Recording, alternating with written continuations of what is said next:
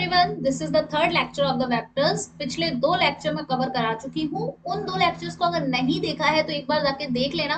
भले ही 2x पे चला के देखना, लेकिन देख लेना क्योंकि उसमें मैंने बेसिक्स कवर करा है। कई बार हम ऐसे होता है ना कि हम फिजिक्स में आगे बढ़ने लगते हैं और फिर हमारे साथ होता है कि यार ये कैलकुलेशन वाला पार्ट मुझे आ नहीं रहा है, ये कॉन्सेप्ट मुझे समझ नहीं आ रहा है, चीजें रटनी पड़ती हैं। तो वो इसीलिए होता है क्योंकि आप बेसिक्स पे टाइम नहीं देते हो। इसीलिए मैंने वेक्टर्स जो है वो बहुत ही ज्यादा इंपॉर्टेंट चैप्टर है, इसके बेसिक्स क्लियर होना बहुत ही ज्यादा जरूरी है क्योंकि ये हर चैप्टर में आगे यूज होता रहेगा। ठीक है, तो एक बार जाके पहले और दूसरे लेक्चर को भले ही हाई स्पीड पे 2x पे चला के देखना पड़े तो देख लेना। नोट्स बनाने की जरूरत नहीं है क्योंकि मैं नोट्स ऑलरेडी भेज देती हूँ टेलीग्राम चैनल पर। तो टेलीग्राम चैनल को फॉलो कर लो, वहां से प्रिंट आउट निकलवाओ और फिर अपना यूज करो, है ना, ताकि अपना ज्यादातर टाइम तुम अपना क्वेश्चन प्रैक्टिस पर दे पाओ। इसीलिए मैं तुम्हें उसे बोलती हूँ कि प्रिंट आउट करवा लो और फिर अपना सॉल्व करो, मतलब लिखने में टाइम वेस्ट मत करो। ठीक है, तो हम लेक्चर शुरू करते हैं। उससे पहले तुम्हें क्या करना है, यूट्यूब चैनल जो है समीक्षा दक्ष, उसको सब्सक्राइब करना है और टेलीग्राम चैनल समीक्षा दक्ष नीट गाइड, उसको तुम्हें फॉलो करना है। वहीं पर तुम्हारे यहाँ क्लास के नोट्स जो है वो वहीं पर प्रोवाइड कराए जाएंगे। और वीडियो को लाइक कर देना और एक कमेंट करके जरूर जाना कि कैसा लगा तुम्हें पढ़ने के बाद। ओके, तो चलो शुरू करते हैं।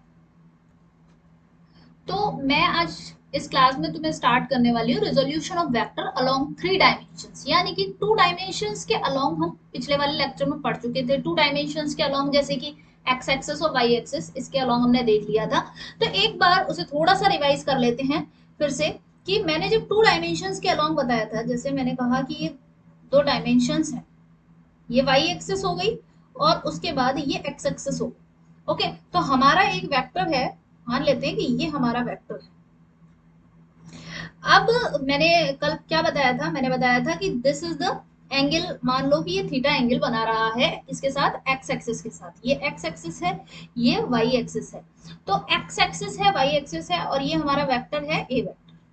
ठीक है, तो ये चीज हमने समझ ली थी कल, यानी कि लास्ट लेक्चर में, सेकंड लेक्चर में मैंने बताया था कि जब भी ये जिस भी एक्सिस के साथ थीटा एंगल बना रहा है उसी एक्सिस के अलोंग cos थीटा टाइम्स हो जाएगा इसका कंपोनेंट। यानी कि ए वेक्टर का अगर मैं कंपोनेंट लिखूं तो क्या लिख दूंगी, ए cos थीटा। ठीक है, और इस साइड क्या लिख दूंगी, ए sin थीटा।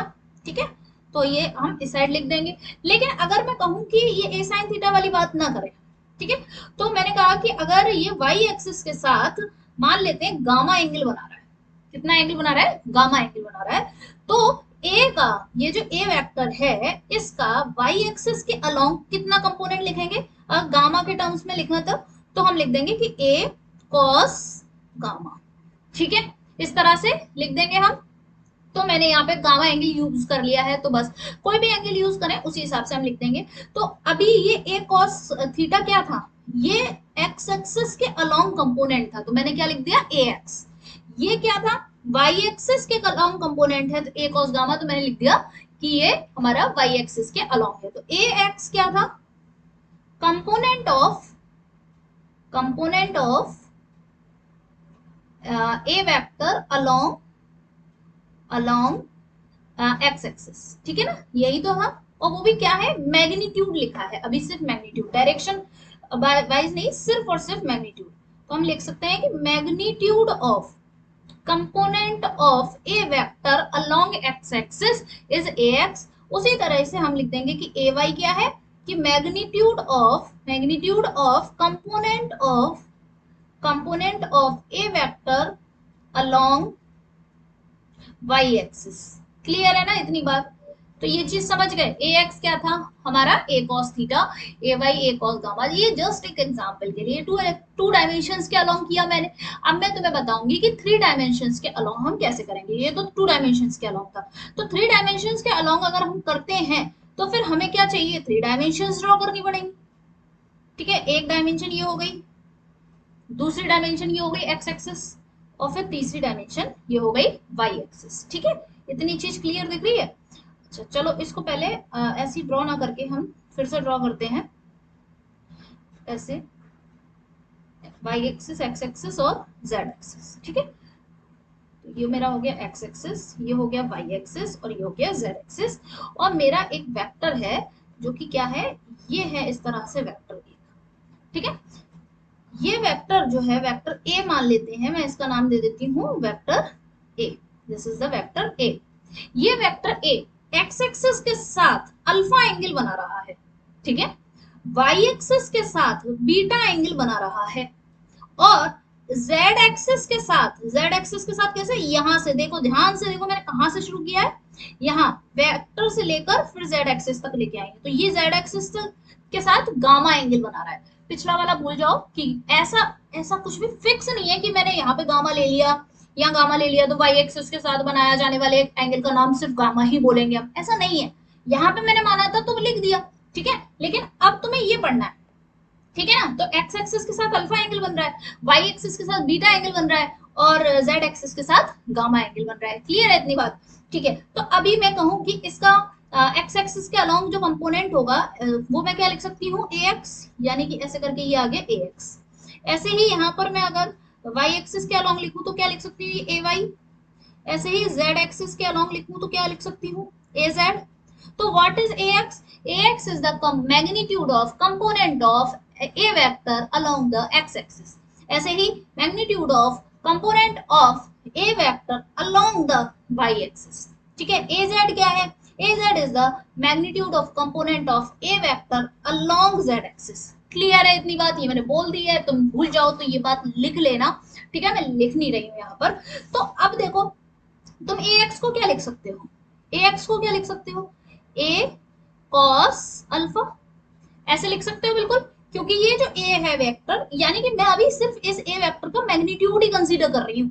यहाँ पर क्या कंसीडर कर रही हूँ मैं, ये सिर्फ और सिर्फ मैग्नीट्यूड कंसीडर किया जा रहा है, अभी डायरेक्शन नहीं ले रहे हैं, अभी हम ऐसा वेक्टर यूज नहीं कर रहे। वेक्टर यूज करने का मतलब होता है कि हम मैग्नीट्यूड के साथ डायरेक्शन भी लगा दें, लेकिन अभी सिर्फ और सिर्फ हम क्या कर रहे हैं, ए वेक्टर का मैग्नीट्यूड, ए वेक्टर का मैग्नीट्यूड या तो मैं ऐसे लिख दूं या फिर मैं ऐसे, ठीक है ना। तो ये मैंने सिर्फ ऐसे लिख दिया है, तो ये मैग्नीट्यूड लिखा है, तो अभी हम मैग्नीट्यूड की बात कर रहे हैं, ठीक है। तो ए वाई हम क्या कर रहे हैं, ए वाई कैसे लिख सकते हैं, A cos gamma, sorry not gamma, A cos beta. क्यों, क्योंकि ये ए वेक्टर जो है वो वाई एक्सिस के साथ बीटा एंगल बना रहा है, ठीक है। अब बताओ चलो ए जेड क्या लिखेंगे, बोलो बोलो, A Z is the A cos gamma. क्यों, क्योंकि जेड एक्सिस के साथ गामा एंगल बन रहा है, ठीक है ना, जेड एक्सिस के साथ गामा एंगल बन रहा है। क्लियर है इतनी बात, अच्छा। तो ये जो चीजें हैं ये सब क्या है, ये सब मैग्नीट्यूड लिखी है, ये ऑल अबव आर मैग्नीट्यूड्स, है ना, मैग्नीट्यूड के बारे में तो बात हो रही है। अब मैंने तुम्हें जब सेकंड लेक्चर में बताया था, मैंने कहा जो कंपोनेंट्स होते हैं वेक्टर के, वो कंपोनेंट्स जो होते हैं वो कुछ इस तरह से होते हैं कि जैसे वो वेक्टर जो है वो किससे मिलके बना है। जैसे कि अगर मैंने अपना भी खुद, मैंने तुम्हें पहले भी एग्जांपल दिया था कि अगर कोई भी चीज है जिन जिन चीजों से मिलके बनी होती है वो उसके कंपोनेंट होते हैं, तो उसी तरह से अब हम क्या कर रहे हैं, वेक्टर का रिजोल्यूशन करना। वेक्टर का रिजोल्यूशन करने का मतलब होता है उसे उसके कंपोनेंट्स में तोड़ देना। तो कंपोनेंट्स में तोड़ दिया, तो कंपोनेंट्स में तोड़ दिया इसका मतलब क्या है कि वो वेक्टर जो था वो उन कंपोनेंट से मिलके बना था। यानी कि मैं ऐसे भी तो कह सकती हूँ ना कि ये ए एक्स, ये ए वाई, ये ए जेड क्या है, कंपोनेंट है किसके, ए वेक्टर के, ए वेक्टर के कंपोनेंट है। अच्छा अब मुझे ये बताओ कि ए एक्स कौन से डायरेक्शन के अलोंग है, कौन से डायरेक्शन के अलोंग है, एक्स एक्सिस के अलोंग। अब एक्स एक्सिस के अलोंग, ठीक है, ए वाई किसके अलोंग है, वाई एक्सिस के अलोंग, ए जेड किसके अलोंग है, जेड एक्सिस के अलोंग, ठीक है। तो अभी तुम याद करो कि तुम्हें यूनिट वेक्टर बताया था, यूनिट वेक्टर, यूनिट वेक्टर्स क्या होते थे, यूनिट वेक्टर्स किस लिए होते थे, टू स्पेसिफाई डायरेक्शन, मतलब डायरेक्शन बताने के लिए होते थे, ठीक है। ये बात मैं तुम्हें पहले ही लेक्चर में यूनिट वेक्टर के बारे में बता चुकी हूँ, तो मैं यूनिट वेक्टर की डिटेल नहीं बताऊंगी, बस मैं यहाँ पे ये बता रही हूँ कि along the X axis, along x axis, मतलब एक्स एक्सिस की डायरेक्शन अगर हमें बतानी है कि ये चीज भाई एक्स एक्सिस के अलोंग है, तो हम कौन सा यूनिट वेक्टर यूज करते हैं, आई कैप, ठीक है। अलोंग वाई एक्सिस हम कौन सा यूनिट वेक्टर यूज करते हैं, जे कैप, और अलोंग जेड एक्सिस हम कौन सा यूज करते हैं, के कैप। तो आई कैप, जे कैप, के कैप ये क्या है, यूनिट वेक्टर्स हैं। क्यों ऐसे स्पेशल नाम दिए भाई, तीन ही डायमेंशन हम ज्यादातर मेन है हमारी एक्स वाई जेड, तो इसीलिए इनके लिए खास खास से नाम दे दिए। तो अच्छा अब तुम ये बताओ जरा, मैंने अभी अभी क्या बोला, ये ax क्या है, अलोंग x एक्सिस, ये क्या था, मैग्नीट्यूड है। तो तो रिकॉल करो, चलो जल्दी से वापस वापस जाओ। यूनिट वेक्टर होता क्या था, unit vector is equals to vector upon magnitude, है ना, अपॉन मैग्नीट्यूड, यही होता था। तो मेरे पास ऊपर क्या है, ये मैग्नीट्यूड्स हैं, ठीक है। तो अगर मैं क्या करूं, इस मतलब अगर तुम देखो वेक्टर को कैसे लिख सकते हो, तो vector is equals to magnitude multiply unit vector, देखो अब विजिबल है, ठीक है ना, यूनिट वेक्टर इस तरह से लिख सकते हैं। यानी कि अगर मेरे पास मैग्नीट्यूड है और उसके साथ मैंने यूनिट वेक्टर को मल्टीप्लाई कर दिया है, तो वो पूरा मिला के वेक्टर कहलाता है, ठीक है। तो अब हम क्या कर रहे हैं, मैं तुम्हें ये बताने की कोशिश कर रही हूँ कि मेरे पास ax इज द मैग्नीट्यूड था जो कंपोनेंट x एक्सिस के अलोंग है, तो x एक्सिस के अलोंग है इसीलिए मैंने क्या लगा दिया, i कैप। y एक्सिस के अलोंग है तो ये j कैप, ये k, z एक्सिस के अलोंग है तो k कैप, ये सारे कंपोनेंट्स थे। तो इन सबको अगर मैं जोड़ दूं तो ये सब किसके बराबर हो जाएंगे, ए वेक्टर के बराबर, ठीक है, ए वेक्टर के बराबर रहेंगे। तो इसीलिए तुमने देखा होगा कि इस वाले फॉर्मेट में वेक्टर बहुत बहुत बार लिखा होता है, तो कई बार बच्चे समझ ही नहीं पाते इनका मतलब क्या है ना, इन सबका मतलब ही समझ नहीं आता। जैसे कि अगर मैं एग्जाम्पल दूं तुम्हें, तो एग्जाम्पल के तौर पे समझो कि जैसे तुम्हें लिखा है कि A vector is equal to 2i cap plus 3j cap plus 4k cap, ठीक है। तो इसका मतलब क्या है कि कोई वेक्टर है ए, उसका एक्स एक्सिस के अलोंग जो कंपोनेंट है उसका मैग्नीट्यूड 2 है। कोई वेक्टर है ए, उसका वाई एक्सिस के अलोंग जो कंपोनेंट है उसका मैग्नीट्यूड है 3, और जेड एक्सिस के अलोंग जो कंपोनेंट है उसका मैग्नीट्यूड है 4, ठीक है। तो ये जब इस तरह से लिखा होता है ना, तो ये बात कहने की कोशिश करता है। जब किसी को ये बात समझ में आ जाती है तो आगे क्वेश्चन सॉल्व करना आसान हो जाता है। जैसे कि कैसे करते हैं अभी देखो, तो तुम इतना समझ गए कि हम किसी भी वेक्टर को इस तरह से रिप्रेजेंट कर देते हैं कि A vector equals to A X I cap plus A Y J cap plus A Z K cap. Clear है, तो मैं इसको लिख सकती हूँ, ये क्या है, magnitude of component of x A vector along x axis, ठीक है। ये क्या है, सेम चीजें हैं, ये सारी सेम आ जाएंगी। ये क्या है, वाई एक्सिस के अलोंग, ये क्या है, यहाँ पर भी ये सब सेम आ जाएगा, ये जेड एक्सिस के अलोंग। चाहो तो इसे अपने आप लिख लेना पूरा, ठीक है, समझ में आ गया, क्लियर है। अच्छा तो मैंने अभी फिर से तुम्हें वो एग्जाम्पल का अगर मैं डायग्राम बना दूं, जो मैंने तुम्हें एग्जाम्पल दिया था 2i cap plus 3j cap plus 4k cap, तो अगर मैं इसको ग्राफ मतलब जिस तरह से अभी ये एक्सेस बनाई थी, इन एक्सेस पे ड्रॉ करूं तो कैसे ड्रॉ करूंगी, ये मेरी एक्स वाई जेड एक्सेस हो गई, ठीक है। तो अब हम अगर इसे ड्रॉ कर रहे हैं, ये मैंने वेक्टर बनाया, ठीक है, ये वेक्टर बनाया, तो इसके साइड इस एक्सिस के अलोंग, ये एक्स एक्सिस है, ये वाई एक्सिस है, ये जेड एक्सिस है, ठीक है। तो अब क्या होगा कि हमारे एक्स एक्सिस के अलोंग कितना कंपोनेंट है 2, वाई एक्सिस के अलोंग कितना कंपोनेंट है 3, और जेड एक्सिस के अलोंग कितना कंपोनेंट है 4। तो ये बात समझ में, ठीक है, क्लियर हो गई इतनी बात। तो अब हम आगे क्वेश्चन करते हैं तो उससे समझ में आ जाएगा। अच्छा उससे पहले एक चीज और मैं बताऊं तुम्हें कि अब तुम एक बात तो समझ गए कि हम किसी भी वेक्टर को भाई इस तरह लिख लेते हैं कि ए X I cap plus A Y J cap plus A Z K cap, ऐसे तो लिख लेते हैं। लेकिन अगर तुमसे यही वेक्टर का इसका मैग्नीट्यूड पूछे तो कैसे निकालोगे, तो तुम्हें क्या करना है, इन ये जो मैग्नीट्यूड इन सब का स्क्वायर करके ऐड कर देना, ए Y square plus A Z square. तो ये फॉर्मूला तुम्हें ध्यान रखना है किसके लिए, जब तुम्हें मैग्नीट्यूड निकालना हो तब के लिए, ठीक है। तो तुम ध्यान रखोगे किसके लिए यूज करना है हमें, ये मैग्नीट्यूड निकालने के लिए। बहुत इंपॉर्टेंट फॉर्मूला है, बहुत ज्यादा यूज होता है ये, ठीक है, बहुत ज्यादा यूज होता है। तो अब देखते हैं, आगे बढ़ते हैं, अब क्वेश्चन कराती हूँ उसमें देखिए, ठीक है। अच्छा तो एक क्वेश्चन यहाँ पर देखो, क्वेश्चन क्या कह रहा है, अ वेक्टर इज गिवन, एक वेक्टर दिया हुआ है तुम्हें, ये वेक्टर दिया क्या लिखा है, A vector 3i cap plus 4j cap plus 5k cap, ये वेक्टर है। Find the magnitude of vector A, तो पहला सवाल क्या है, मैग्नीट्यूड ऑफ वेक्टर ए। तो कैसे करोगे, चलो पहला पार्ट करते हैं, क्या, magnitude of vector A. Video को पॉज करके तुम खुद सॉल्व करो और आंसर बताओ, ठीक है। मैग्नीट्यूड ऑफ वेक्टर ए कैसे निकालोगे, अंडर रूट 3 का स्क्वायर प्लस 4 का स्क्वायर प्लस 5 का स्क्वायर, तो क्या हो जाएगा ये, अंडर रूट 3 का स्क्वायर 9, 4 का स्क्वायर 16, 5 का स्क्वायर 25, तो 9 और 16 भी 25 ही हो जाते हैं, 25 प्लस 25, तो अंडर रूट ये हो गया 50, यानी कि क्या हो गया ये 5√2, ठीक है। 50 कैसे आ गया, 50 को ऐसे लिख सकते हैं ना, 25 इंटू 2, ठीक है ना, तो 25 से 5 बाहर ले लिया तो 5√2, 5√2 is the magnitude of this vector. अच्छा, अब अगला क्वेश्चन ये कह रहा है कि अगला क्वेश्चन है कि आप बताएं unit vector along vector A. अब यूनिट वेक्टर बताना है आपको अलोंग द वेक्टर ए, तो यूनिट वेक्टर कैसे निकालेंगे, चलो सॉल्व करते हैं। क्या निकाल, दूसरा क्वेश्चन क्या है मेरा, unit vector along vector A, यानी कि ये कि जिस डायरेक्शन में वेक्टर ए है वो डायरेक्शन, जैसे एक्स एक्सिस के अलोंग कौन सा यूनिट वेक्टर होता है, आई कैप, वाई एक्सिस के अलोंग कौन सा यूनिट वेक्टर होता है, जे कैप, और जेड एक्सिस के अलोंग कौन सा यूनिट वेक्टर होता है, के कैप।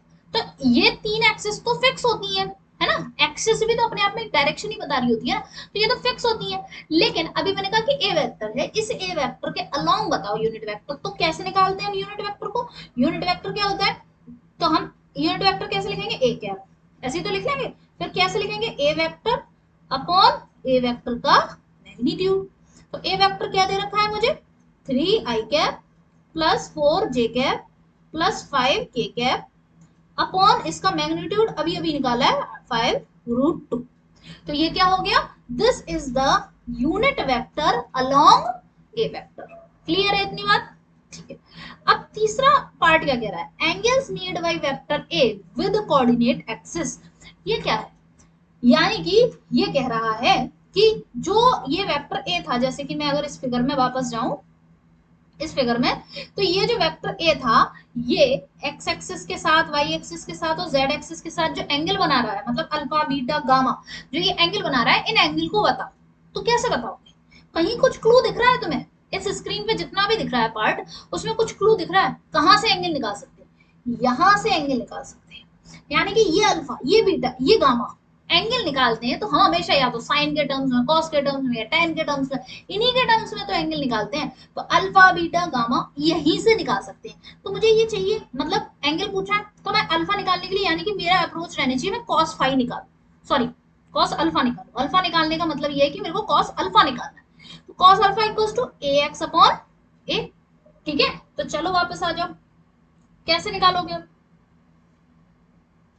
जैसे कि वहां पर किया था, वहां पर लिखा था ए एक्स इक्वल्स टू क्या था, cos alpha, A Y equals to क्या था, कॉस बीटा, और ए जेड इक्वल्स टू क्या था, कॉस गामा, ठीक है। अब जो फिगर है वो दिमाग में चलाओ, दिमाग में चलाओ कैसे, अब तो मैं कॉस एंगल्स बताने हैं ना, चलो मैं, तुम नहीं चला पा रहे दिमाग में, मैं बना ही देती हूँ, ठीक है, बना ही देती हूँ, छोटा सा फिगर बना देते हैं, बेबी फिगर बनाते हैं ना।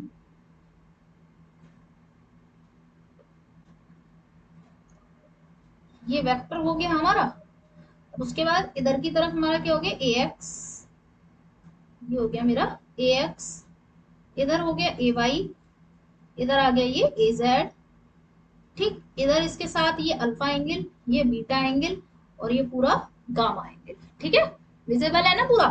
अच्छा, तो ये चीज है। तो अब देखो, अब कॉस अल्फा कैसे लिखोगे, कॉस अल्फा इक्वल्स टू क्या हो गया, ए एक्स अपॉन ए, यहाँ ए लिखना ही भूल गई, ए लिखे ही नहीं है, वाह, ए लिखना भी जरूरी है, ठीक है, ए एक्स अपॉन ए, ठीक है। तो अच्छा, ए एक्स क्या था, एक्स एक्सिस के अलोंग जो कंपोनेंट है, जरा क्वेश्चन में जाओ, एक्स एक्सिस के अलोंग कंपोनेंट कौन सा है, एक्स एक्सिस के अलोंग कंपोनेंट है ये 3, ठीक है। तो हमें क्या लिखना है, चलो हम वेक्टर लेने थे 3 4 5, वेक्टर मेरा ए वेक्टर क्या दे रखा है मुझे, यही लिख लेती हूँ, बार बार स्लाइड नहीं करना पड़ेगा, 3i cap plus 4j cap plus 5k cap. ठीक है, ये हो गया। अब तुम देखो ए एक्स क्या है, ये है ए एक्स, ये चीज क्या है मेरी ए एक्स, तो मैंने लिख लिया 3। ये ए क्या था, A is the magnitude of this vector, जो कि क्या निकाला है अभी अभी 5√2, तो ये लिख दिया 5√2। तो ये क्या आ गया cos अल्फा। तो अल्फा कैसे लिख सकते हैं भाई, cos इनवर्स 3/5√2। अब इसकी वैल्यू कुछ ऐसी आ रही होती जो कट जाता, तो हम मतलब हमने जो हम तो जनरली याद यही तो करते हैं 0, 30, 45, 60, 90 इन्हीं की वैल्यू याद करते हैं। अगर कट के कुछ ऐसा आ रहा होता तो फिर हम एक बार कर लेते। ठीक है, अच्छा फिर उसके बाद हम देखते हैं cos अल्फा निकाल लिया, फिर हम देखते हैं cos बीटा क्या होगा। cos बीटा क्या होगा, ए वाई अपॉन ए वाई क्या है, दिस इज ए वाई मतलब वाई एक्सिस के अलॉन्ग जो कंपोनेंट है, तो 4/5√2। तो बीटा इक्वल्स टू क्या हो गया, cos इनवर्स 4/5√2। ठीक है, ये हो गया। अच्छा अभी मैं तुम्हें अब क्या बताऊं, cos गामा क्या होगा, ए जेड अपॉन ए। तो ए जेड कितना है, देखो दिस इज ए जेड ये है, तो ए जेड इक्वल टू हो गया 5/5√2। अब देखो कट रहा है, कैंसिल हो रहा है, तो 1/√2 आ गया, ये 5 से 5 कट गया ना, तो 1/√2 आ गया। अब बताओ कॉस में 1/√2 किसकी वैल्यू होती है, सोचो बताओ। यस, किसकी होती है 45 की होती है, तो गामा इज इक्वल टू क्या आ गया 45 डिग्री। ठीक है, अगर डिग्री में ना दिया हो, रेडियन में दिया हो, तो कैसे लिखोगे, मैंने तुम्हें क्या बताया था, तुम या तो ये याद कर लो कि 180 इक्वल टू क्या होता है पाई। ठीक है, 180 इक्वल टू होता है पाई, तो 180 का आधा करोगे तो 90 हो गया। तो जैसे पाई का मतलब क्या हो गया 180, 180 का आधा करोगे तो ये क्या बन गया 90 डिग्री, तो यानी कि पाई/2 मतलब होता है 90 डिग्री। अच्छा अगर इसको तुम 2 से डिवाइड ना करके 4 से डिवाइड करो, तो 180/4 क्या हो गया ये 45, तो यानी कि पाई/4 इज 45। तो इस तरह से भी कर लिया करो, वो याद करने की जरूरत ही नहीं है वो कैसे करते हैं कि 180/पाई का मल्टीप्लाई कर दो कि डिवाइड कर दो, क्या करना है मतलब, क्यों ऐसे चीजें रटे, जो छोटी सी चीज याद रखनी है बस कि 180 इक्वल टू पाई। ठीक है, तो अब समझ आ गया कि हमारे तीनों क्वेश्चन सॉल्व हो गए। तो एक ही क्वेश्चन में एक्चुअली इन्होंने सब चीज पूछ ली। ठीक है, चलो आगे बढ़ते हैं। अगला क्वेश्चन ये कह रहा है कि find the angle that the vector this makes with Y axis. अब ये जो वेक्टर है हमारा A vector equals to 2i cap minus K 2i cap plus 3j cap minus K cap, ये जो वेक्टर है ये वाई एक्सिस के साथ कितना एंगल बना रहा है। तो वाई एक्सिस के साथ कितना एंगल बना रहा है, तो इमेजिन करो, रिकॉल करो कि ये पूछना क्या चाह रहा है। एक्चुअली ये पता क्या पूछना चाह रहा है, मतलब कंडीशन तो ऐसी होगी, ये वाला फिगर है हमारा, ये फिगर हमेशा अपना ध्यान रखना है, ये वेक्टर है। ठीक है, तो वाई एक्सिस के अलोंग ये रहा वाई एक्सिस के साथ एंगल बीटा। ठीक है, ये वाई एक्सिस, ये इधर एक्स एक्सिस, ये इधर जेड एक्सिस, लेकिन इसने तो सिर्फ और सिर्फ वाई एक्सिस के साथ पूछा है ना, तो यानी कि वाई ये ए वेक्टर है, तो ए वेक्टर का इधर के साइड कंपोनेंट क्या हो जाएगा ए कॉस बीटा। तो हम क्या लिख लेंगे कि ए वाई जो होगा, यानी कि यही चीज क्या है ए वाई, जो वाई एक्सिस के अलोंग कंपोनेंट है वो क्या है ए कॉस बीटा। ठीक है, तो ये तो बीटा पूछ रहा है ना, क्योंकि ये कितना एंगल वाई एक्सिस के साथ बना रहा है, तो कॉस बीटा इक्वल्स टू क्या हो जाएगा, cos beta equals to A Y upon A. A Y क्या है, ए वाई क्या होगा, यही तो होगा 3, यानी कि जो जे कैप के साथ लिखा होगा, तो जे कैप के साथ 3 लिखा है। ए कितना है, अब तुम्हें ए निकालना पड़ेगा, ए निकालने के लिए तुम्हें मैग्नीट्यूड निकालना पड़ेगा, यानी कि A will be equals to under root 2 का स्क्वायर प्लस 3 का स्क्वायर प्लस, यहाँ पे प्लस ही करेंगे, ये नहीं है कि ये भाई के साथ तो -1 लिखा है तो माइनस माइनस कर दें, यहाँ ऐसा नहीं है, -1 का भी स्क्वायर करोगे तो भी पॉजिटिव ही हो जाएगा, तो वो प्लस ही रखते हैं यहाँ पे। ठीक है, तो 1 का स्क्वायर इस तरह से हो गया, अंडर रूट 2 का स्क्वायर क्या होता है 4, 3 का स्क्वायर क्या होता है 9 प्लस 1, तो ये हो गया अंडर रूट 14, तो हम इसको लिख देंगे अंडर रूट 14। क्लियर है, तो हमारा cos cos beta equals to हो रहा है 3y अंडर रूट 14। तो अगर बीटा पूछा जाए तो तुम लिख सकते हो कि cos inverse 3y under root 14। ठीक है, तो इस तरह से करते हैं, आगे बढ़े। ठीक है, आगे देखो, तो आगे क्या कहता है कि ये 3 वेक्टर्स दिए हुए हैं मुझे, ठीक है, ये तीन वेक्टर्स दिए हैं, किस तरह के आई कैप के कैप इनके फॉर्म में दिए। अब तुम्हें समझ में आ रहा है, इसका कॉन्सेप्ट बिल्कुल क्लियर है, क्या है इसका मतलब। ठीक है, तो ये तीन वेक्टर्स दिए हैं, तुम्हें ये फाइंड करनी है कंडीशन, यानी कि A cap A vector plus B vector. तो पहले ये ध्यान दो कि हमारा ए वेक्टर क्या है, ए वेक्टर है 2 आई कैप प्लस जे कैप, यानी कि इसका जेड एक्सिस के अलोंग कोई कंपोनेंट है ही नहीं, के कैप नहीं है ना इसलिए। ठीक है, और बी वेक्टर क्या है मेरा 3 आई कैप माइनस के कैप, ये है। अच्छा, तो जब ये ए, अब पूछा क्या है, पूछा हमसे है कि आप फाइंड करें कि A vector plus B vector क्या होगा, ए वेक्टर प्लस बी वेक्टर क्या होगा, मुझे ये फाइंड करना है। तो अब ऐसे केस में जब मुझे ए प्लस बी फाइंड करना है, अब देखो, तो तुम्हें मैंने पहले लेक्चर में जब सिखाया था, तो मैं इस तरह से तुम्हें R vector equal to under root और उसका मैग्नीट्यूड, वो जो वाला फॉर्मूला था ना, A square plus B square plus 2ab cos theta, वो वाला फॉर्मूला नहीं सोचना है। कई बच्चे ये चीज देख के ये सोचने लगते हैं कि वो R square plus B square वाला फॉर्मूला लगाना है, वो फॉर्मूला नहीं लगाना। क्यों? क्योंकि यहाँ पर ए और बी वेक्टर मैग्नीट्यूड नहीं दे रखे हैं, ए और बी को यहाँ आई कैप जे कैप वाले टर्म्स में लिखा हुआ है। जब ऐसे टर्म्स में लिखा होता है तो बहुत आसान होता है। कैसे आसान होता है, आई कैप वालों को जोड़ दो, जे कैप वालों को जोड़ दो, के कैप वालों को जोड़ दो, जोड़ना घटाना जो भी हो वो कर दो। ठीक है, तो आई कैप वालों को जोड़ोगे तो कितना होगा बताओ, इसको और इसको जोड़ना है तो कितना हो जाएगा ये 5 आई कैप। ठीक है, फिर उसके बाद जे कैप, और इधर जे कैप है क्या कुछ, इधर तो जे कैप है ही नहीं, यानी कि 0 है ना, मतलब ये ऐसे ही तो हो गया +0 जे कैप, ऐसे भी लिख सकते हैं, ऊपर के लिख सकते हैं 0 के कैप, ऐसे लिख सकते हैं। तो 1 और ये 0, 1 और 0 जोड़ दोगे तो 1 आई जे कैप। फिर के कैप का देखो यहाँ पे -1 और 0, -1 और 0 दिखा है, ये वाला -1, के आगे माइनस लगाया तो -1 हो गया इसके आगे का कंपोनेंट, और इधर ये हो गया 0। ठीक है, तो -1 प्लस 0, तो यानी कि ये तो -1 ही हो गया ना, तो मैं -1 के कैप, तो इसको क्या लिख सकती हूँ 5 I cap plus J cap minus K cap. ये चीज मेरी क्या आ गई, A vector plus B vector आ चुकी है। सॉल्व कर लिया हमने A vector plus B vector. अब चलो दूसरा वाला सॉल्व करके दिखाओ, A vector plus 2b vector solve करके दिखाओ। तो इसमें अलग क्या हो गया पिछले से, तो इसमें अलग ये हो गया कि पहले 2 का मल्टीप्लाई कर दिया बी वेक्टर में, यानी कि ये जो वेक्टर है बी वेक्टर, इसमें पहले 2 का मल्टीप्लाई करो, उसे 2b बनाओ पहले। ठीक है, तो अब कैसे करेंगे, तुम्हारे पास है A vector plus 2b vector. ठीक है, तो हम क्या करेंगे, तो पहले 2b वेक्टर कितना होगा, 2b वेक्टर इक्वल्स टू, हमारे पास बी वेक्टर क्या था 3 आई कैप माइनस के कैप, तो ये हो जाएगा 3 जैसे 2 फिर 3 आई कैप माइनस के कैप, यानी कि 6 आई कैप माइनस 2 के कैप। ठीक है, तो ये हो गया मेरा बी वेक्टर।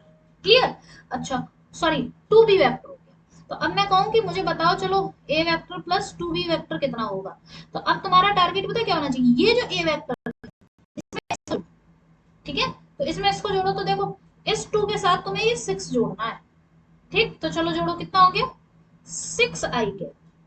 फिर उसके बाद क्या करना है तुम्हें, इस 1 के साथ जे कैप वाले का 1 के साथ, यहाँ तो कुछ है ही नहीं तो 0 हो जाएगा, तो मैं इधर ऐसे लिख दूं +0 जे कैप, तो इसको ग्रीन ऐसे बना देते हैं।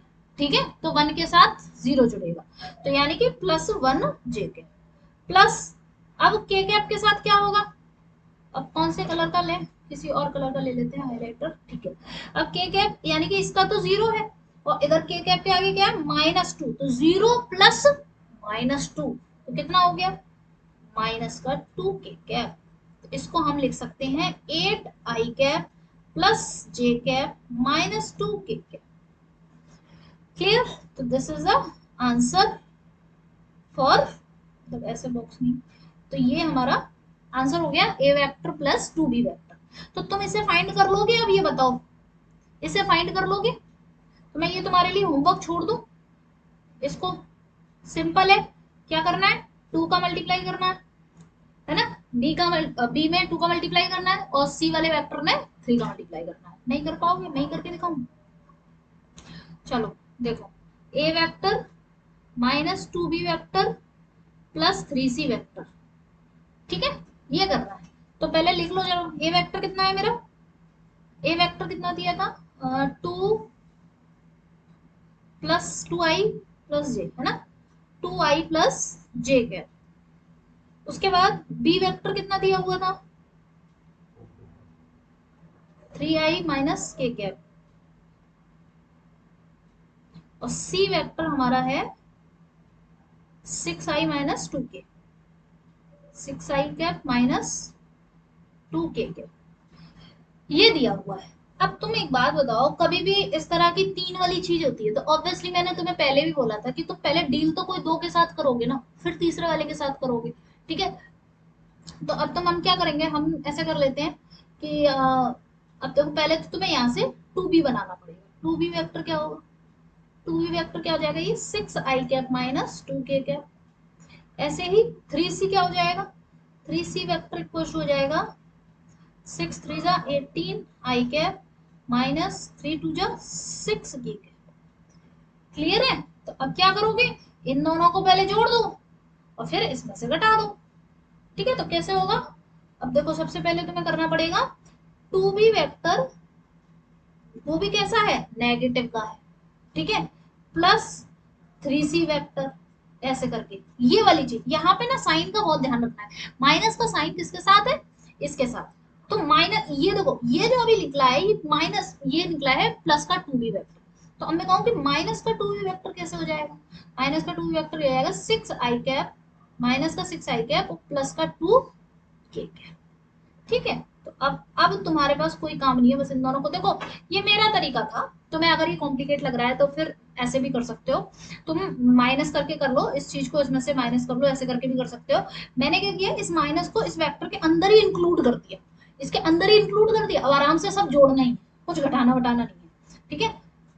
मतलब ये जो इसके आगे माइनस लगा हुआ था, इस माइनस को मैंने इसके अंदर इंक्लूड कर दिया, और अंदर इंक्लूड कर दिया है तो अब मैं क्या करूंगी, सिंपल ऐड ही तो करना है, यानी कि अब ये है मेरा माइनस का वेक्टर, ठीक। तो अब हम क्या लिख लेंगे, देखो इसको इसके साथ ऐड करना है, ठीक है। तो ये 16 - 6 आई कैप, फिर प्लस ये हो गया -6 + 2 के कैप, इस तरह लिख लेंगे। तो ये हो गया 18 में से 6 जाएगा तो 12 आई कैप -4k कैप, ठीक है। ये अभी इतना ही पार्ट सॉल्व हुआ है। अब ये अभी ए भी इसके साथ ऐड करना है, ठीक है। तो अभी हम क्या करेंगे, अब ए वेक्टर भी इसके साथ ऐड करेंगे, यानी कि इसको लेके आते हैं, ये पूरा लिखेंगे तो कितना हो जाएगा। ए वेक्टर मेरा क्या है, ये रहा 2i कैप + j कैप। तो 2i कैप को i कैप में के साथ जोड़ेंगे तो ये 14 आई कैप, जे कैप के साथ 1 है, जे कैप यहाँ पर है ही नहीं तो सिर्फ सिंपल जे कैप, और के कैप के लिए -4 के कैप, ठीक है। तो एक बार खुद से भी ट्राई करना, कैलकुलेशन है बस और कुछ नहीं है। आगे बढ़े, इतना क्लियर हो गया तुम लोगों को। अब नेक्स्ट क्वेश्चन देखते हैं, देखो इस क्वेश्चन को।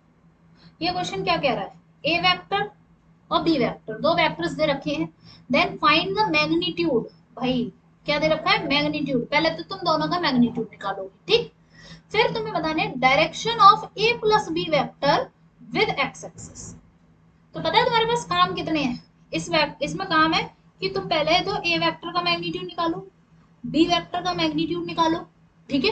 ए प्लस बी वेक्टर पता करो, ए प्लस बी वेक्टर पता करो, और फिर वो एक्स एक्सिस के साथ कितना वेक्टर एंगल बना रहा है, एंगल। डायरेक्शन का मतलब है तुम्हारा ध्यान ही इस पे जाना चाहिए कि तुम्हें एंगल फाइंड करना है, ठीक है। डायरेक्शन का मतलब एंगल फाइंड करने से, ठीक है। तो पहले ए वेक्टर की मैग्नीट्यूड क्या होगी, 4 का स्क्वायर प्लस 3 का स्क्वायर इक्वल्स टू √16 + 9 यानी कि 25, यानी कि ये 5, ठीक है। अच्छा, बी वेक्टर की मैग्नीट्यूड क्या होगी, 6 का स्क्वायर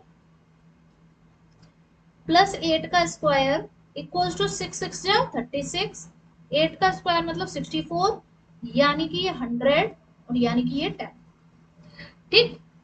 ए वेक्टर प्लस बी वेक्टर, तो देखो कैसे करोगे, ये इस तरह से दे रखा है, ये अंडर रूट लगाने की कोई जरूरत नहीं है ना। तुम्हें क्या करना है, इनको इनको जोड़ना है और इनको इनको जोड़ना है, ठीक है। तो 4 और 6 जोड़ोगे तो 10 आई कैप।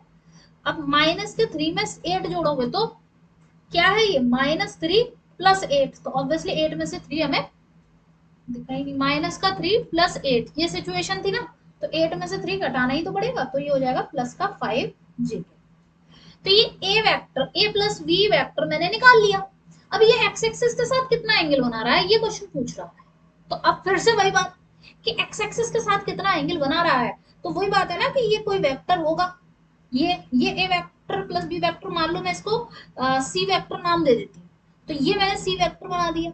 ये एक्स एक्सिस के साथ, इस एक्स एक्सिस के साथ मान लो कि अल्फा एंगल बना रहा है, तो इसके अलोंग कितना कंपोनेंट हो गया, सी कॉस अल्फा। ठीक है, यही क्या हो गया, सी अलोंग द एक्स एक्सिस, ऐसे लिख सकते हैं, सी अलोंग द एक्स एक्सिस। ठीक है, तो तुम्हारे पास क्या है, तुम्हें कॉस अल्फा निकालना है। क्या कॉस अल्फा, तो कॉस अल्फा इक्वल टू क्या हो जाएगा, C X along the X axis upon C. तो सी क्या है, मैग्नीट्यूड, तो यानी कि तुम्हें इसका भी अब मैग्नीट्यूड निकालना है। तो कैसे निकालोगे, अंडर रूट, अच्छा इसका मैग्नीट्यूड अगर मैं कहूँ कि इसका मैग्नीट्यूड निकालो, तो कैसे निकालोगे, अंडर रूट 10 का स्क्वायर प्लस 5 का स्क्वायर। इन कैलकुलेशन से बचना नहीं है, भागना नहीं है, अरे यार ये ऐसे थोड़ा ना नीट में आता है। तो एक बात मैं तुम्हें बता दूं कि ऐसा नहीं है कि नीट में जो एग्जाम पूरे 50 क्वेश्चन आ रहे हैं कि कोई तुम्हें वो 50 क्वेश्चन ही दे देगा, बस वही करने होते हैं। नहीं, प्रैक्टिस के टाइम पे तो हमें बहुत कुछ करना पड़ता है ना। कैलकुलेशन में बहुत सारी करनी पड़ती है, तब जाके हम इतने परफेक्ट होते हैं कि हम वो 50 क्वेश्चन बहुत अच्छे तरीके से कर पाते हैं।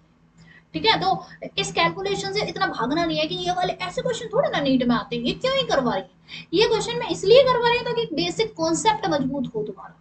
ठीक है, डायरेक्टली ऐसा क्वेश्चन नहीं आएगा, but this question will make your concept stronger, है ना, ताकि आप और क्वेश्चंस जो है आएंगे जब, तो उनका कॉन्सेप्ट आपको अच्छे से क्लियर होगा। ठीक, तो सी एक्स, अभी पहले देखते, पहले इसका मैग्नीट्यूड निकालते हैं। 10 का स्क्वायर 100, 5 का स्क्वायर 25, यानी कि 125, 125। तो 125 किसका स्क्वायर होता है, 15 का तो नहीं होता। तो फिर हम क्या करेंगे, अभी इसको ऐसे ही रख देते हैं ना। तो सी एक्स क्या है, एक्स एक्सिस के अलोंग कंपोनेंट, जो कि कितना था, 10। एक्स एक्सिस के अलोंग कंपोनेंट क्या है, 10। तो ये 10 अपॉन, ये क्या हो गया, अंडर रूट 125। ठीक है, ये हम यहाँ लिख देंगे, ये हो गया सी जो है वो हमारा क्या हो गया, ये 125। ठीक है, अब देखो अगर एकदम से स्ट्राइक नहीं कर रहा कि यार ये किसका स्क्वायर रूट लेना है, तो तुम पता है क्या करो, स्क्वायर रूट मत लो ना, तुम ऐसे करके फैक्टर्स कर लो। 5 से काटो, कितनी बार कटेगा, 2 और 5 बार, फिर 5 से काटो, फिर 5 बार, फिर 5 से काटो 1 बार। तो ये तो नहीं कट रहा है, क्यों होता है ना ये 5 का। तो हम कैसे लिख लेंगे, देखो 2 बार ये पेयर बन गया, उसका मतलब 5 बार आ गया। मतलब ये है कि 125 को तुम कैसे लिख सकते हो, तुम ऐसे ही तो लिख सकते हो, 5 इंटू 5 इंटू 5। तो इसका मतलब क्या है, 5 बाहर आ गया, एक 5 अंदर रह गया।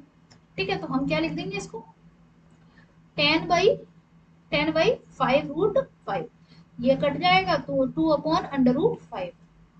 और बेटर आंसर पूछा जाए तो फिर क्या होगी, जब भी नीचे रूट वाली चीज होती है, कोई भी रूट नीचे हो, तो उसी का नीचे और उसी का ऊपर मल्टीप्लाई कर देते हैं, है ना। तो फिर क्या हो जाएगा, ये 2 अंडर रूट 5 अपॉन 5।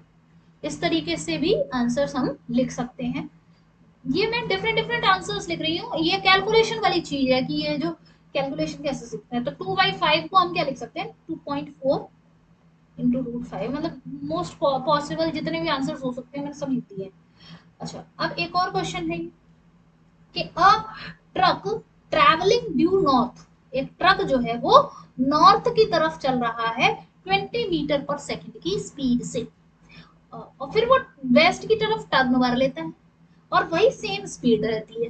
ठीक है, तो चेंज इन इट्स वेलोसिटी बताओ।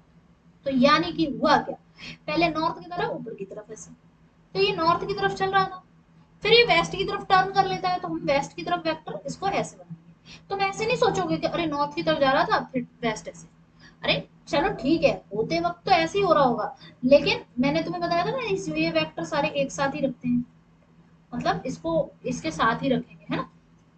ये वाला पैटर्न और ये वाला सेम ही चीज है।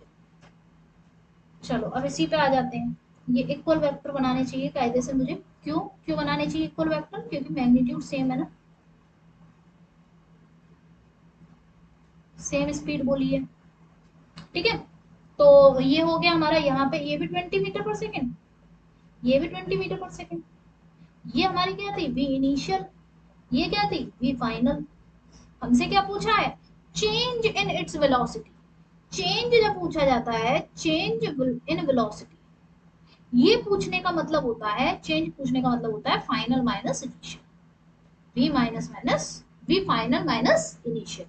ठीक है, तो अब तुम कैसे करो, वी फाइनल माइनस इनिशियल जब करोगे तो वी फाइनल तो ऐसा ही है, ऐसे ही रहेगा, वी इनिशियल नेगेटिव वेक्टर बन जाएगा क्योंकि माइनस आ रहा है, तो दोनों रहने तो अभी भी 90 डिग्री के एंगल पे ही है। अच्छा ये छोड़ो, चलो इस तरह से भी नहीं समझना, तो ऐसे समझ लो कि कोई दो वेक्टर्स दे रखे हैं, ये ए वेक्टर, जैसे ये ए वेक्टर ये बी वेक्टर, दोनों का सब्सट्रैक्शन वाला मैग्नीट्यूड निकालना है, तो तुम कैसे सॉल्व करोगे। अब रिजल्ट मैग्नीट्यूड पूछा है ना, तो अंडर रूट वही A vector plus B A square plus B square minus 2ab cos theta वाला लगा देंगे। ठीक है, तो हम इसको इसके अकॉर्डिंग अगर लिखें तो हम क्या लिख देंगे, वी इनिशियल का स्क्वायर प्लस वी फाइनल का square minus 2v initial V final और cos 90।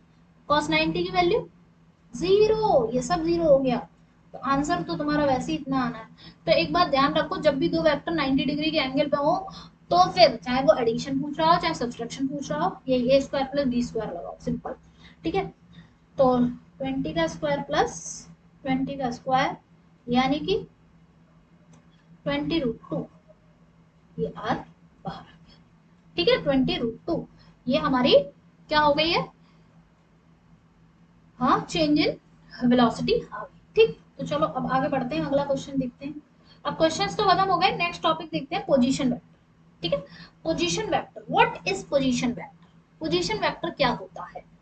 तो पोजीशन वेक्टर ऐसा वेक्टर, कोई भी ऐसा वेक्टर जो ओरिजिन से शुरू होता है, कहां से, ओरिजिन से शुरू होता है पहला पॉइंट, दूसरा और हमें किसी भी पॉइंट की डायरेक्शन यानी कि पोजीशन बताता है, डायरेक्शन से ज्यादा पोजीशन बताता है।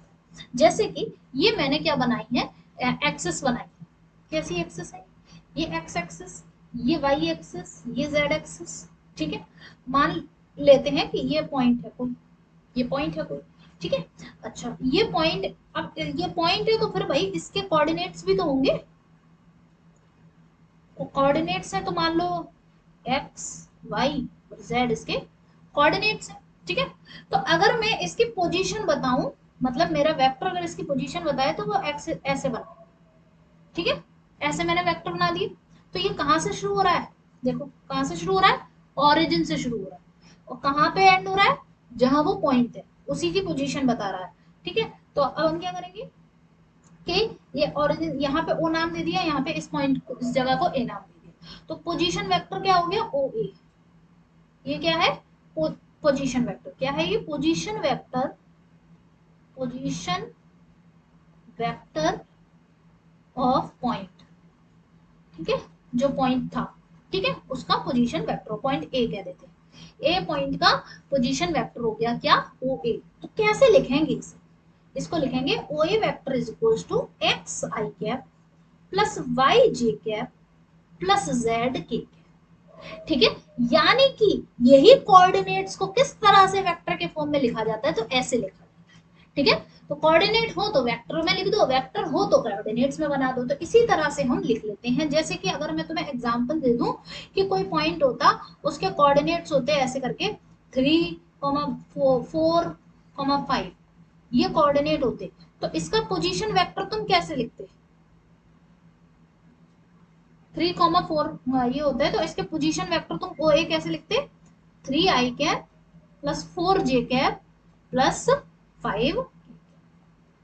ठीक है, तो इस तरह से हम इसके कोऑर्डिनेट्स से हम इसका क्या बना देते हैं, पोजीशन वेक्टर बना देते हैं। ठीक है, कोऑर्डिनेट्स में क्या करते हैं, कोऑर्डिनेट्स भी तो किसी पॉइंट की पोजीशन ही बताते हैं, तो उसी तरह से पोजीशन वेक्टर एक वेक्टर बना देते हैं, वो वेक्टर ओरिजिन से शुरू होता है और उस पॉइंट की तरफ जाते हुए होता है। ठीक है, अगला टर्म आता है डिस्प्लेसमेंट वेक्टर, ये दोनों ही वेक्टर बहुत इंपॉर्टेंट है, ये रोटेशनल मोशन में इतना लगता है ना, बहुत लगता है। ठीक है, डिस्प्लेसमेंट वेक्टर क्या होता है, डिस्प्लेसमेंट का मतलब ही क्या होता है, जब हम एक पॉइंट से दूसरे पॉइंट की तरफ जा रहे होते हैं, एक पॉइंट से हम दूसरे पॉइंट जा रहे होते हैं, इनिशियल पॉइंट से फाइनल पॉइंट की तरफ जाते हैं, तो जो शॉर्टेस्ट डिस्टेंस होती है उसी को हम डिस्प्लेसमेंट कहते हैं। ठीक है, अच्छा तो अभी मैंने कहा कि ये मेरी वाई एक्सिस है, ये एक्स एक्सिस है और ये जेड एक्सिस है। ठीक है, तो मान लो कि ये पॉइंट है P1, ये पॉइंट है P2, तो हम P1 से P2 गए, P1 से P2 गए, ठीक है, कहां से कहां गए, P1 से P2, तो P1 क्या है मेरा, P1 इज इनिशियल और P2 इज फाइनल। ये क्या है, यही है डिस्प्लेसमेंट वेक्टर, डिस्प्लेसमेंट वेक्टर, ठीक है। अच्छा चलो ये P1 P2 ना मान के इसको ऐसा करते हैं, ए बी मान लेते हैं, लिखना थोड़ा आसान हो जाता है। ये पॉइंट ए है, ये बी है, ठीक है, तो हम ए पॉइंट से बी पॉइंट गए, A is the initial point, B is the final point, और ये जो वेक्टर है यही हमारा क्या है, डिस्प्लेसमेंट वेक्टर, तो यानी कि ए बी वेक्टर क्या है मेरा, डिस्प्लेसमेंट वेक्टर। अच्छा, तो ए बी वेक्टर को हम, ए बी इज द क्या है, डिस्प्लेसमेंट वेक्टर, ये तो लिख देते हैं, ठीक है भाई, डिस्प्लेसमेंट वेक्टर, ओके। अब ए पॉइंट भी तो अपने आप में एक पॉइंट है, बी भी तो एक अपने आप में पॉइंट है, तो इनकी भी तो पोजीशन बताई जा सकती है, इनकी क्या करी जा सकती है, पोजीशंस बताई जा सकती है, तो इनके अपने आप के पोजीशन वेक्टर हो, ये इसका पोजीशन वेक्टर हो गया, ये इसका पोजीशन वेक्टर हो गया, ठीक है। तो यहां पर मैं अगर इस जगह का नाम ओ लिखूं, तो ओ ए क्या है, position vector of A point, ठीक है, ए पॉइंट, और ओ बी क्या है, position vector of B point, clear इतनी बात। तो अब मुझे पता है क्या करना है, मुझे करना है बात असल में एक डिस्प्लेसमेंट वेक्टर को पोजीशन वेक्टर के टर्म्स में लिखना होता है, तो तुम्हें क्या ध्यान रखना है, हमेशा तुम कभी भी ए बी वेक्टर लिखोगे डिस्प्लेसमेंट वेक्टर, तो फाइनल वाला जो पॉइंट था उसके पोजीशन वेक्टर में से इनिशियल वाले को ही माइनस करोगे, फाइनल माइनस इनिशियल, ये ध्यान रखना। तो फाइनल वाला कौन था, बी था, तो बी का पोजीशन वेक्टर क्या है, ओ बी, तो ओ बी माइनस ओ, ठीक है। अगर मैं मान लो मैं तुमसे ये कह दूं कि ए वेक्टर जो है, सॉरी ए पॉइंट जो है उसके कोऑर्डिनेट्स हैं स्मॉल ए, बी और सी, ये कोऑर्डिनेट्स हैं ए वाले पॉइंट के, और बी वाले पॉइंट के एक्स वाई जेड, तो बताओ ए बी वेक्टर कैसे लिखेंगे इनके टर्म्स में, तो हम ए बी वेक्टर लिख देंगे अपना, मैंने तुम्हें, अब तुम्हें तो वो सब्सट्रैक्शन और माइनस वाला तो बता ही दिया है, तो एडिशन और सब्सट्रैक्शन अभी अभी हमने करे थे आई कैप जी कैप के फॉर्म्स में, तो चलो इसको थोड़ा सा दूसरे पेज पे लिख लेते हैं।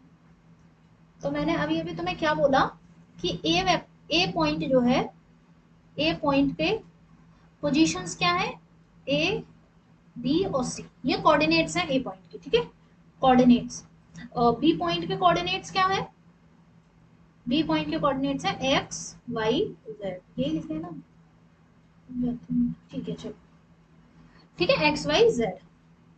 अच्छा, तो ओ ए वेक्टर क्या हो जाएगा, ओ ए वेक्टर हो जाएगा A I cap plus B J cap plus C K cap, ठीक है, और ओ बी वेक्टर क्या हो जाएगा, x I cap plus Y J cap plus Z K cap, ठीक है, ये हो गया।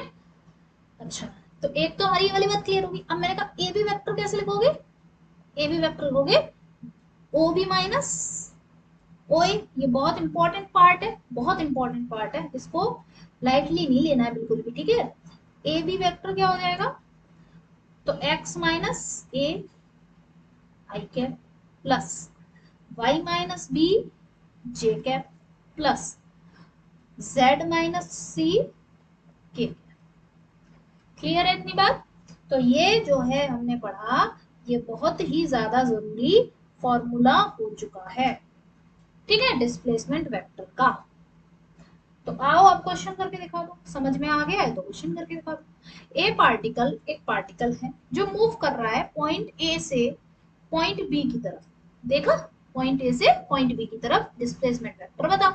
अब तुम्हें पॉइंट दे रखे हैं, अब अगर तुमने ये सारी प्रोसीजर समझ ली है, ये सारा प्रोसीजर समझ लिया, तो बताओ तुम्हें देर लगेगी। अब मैं तुम्हें कुछ भी नहीं, देखो अब देखो पॉइंट ए जो है उसका पोजीशन दे रखा है, जैसे कि अगर मैं तुम्हें ये कोऑर्डिनेट्स बना के दिखाऊं फिगर पे,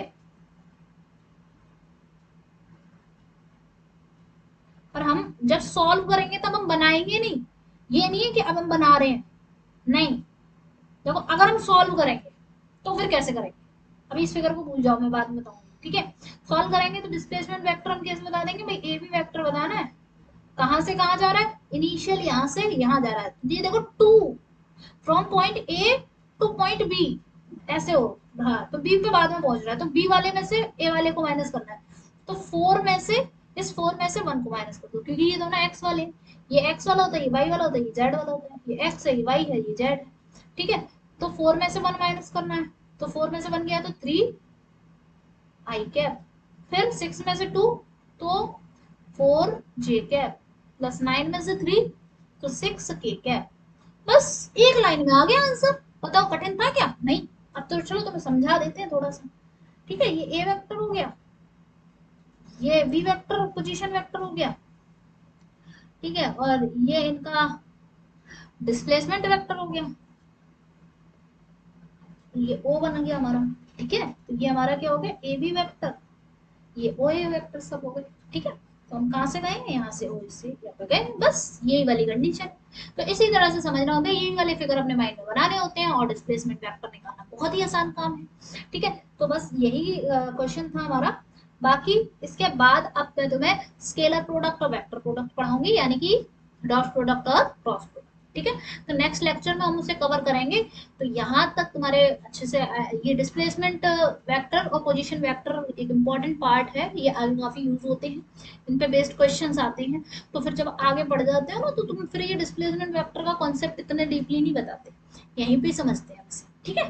तो अब बताना मुझे तुम्हें कैसा लगा क्लास में पढ़ के, और प्लीज वीडियो को लाइक जरूर करना, और कमेंट करके जाना कि हाउ वाज योर एक्सपीरियंस, ठीक है। शेयर करना अपने दोस्तों को, और सब्सक्राइब कर लेना चैनल, ठीक है। Bye bye.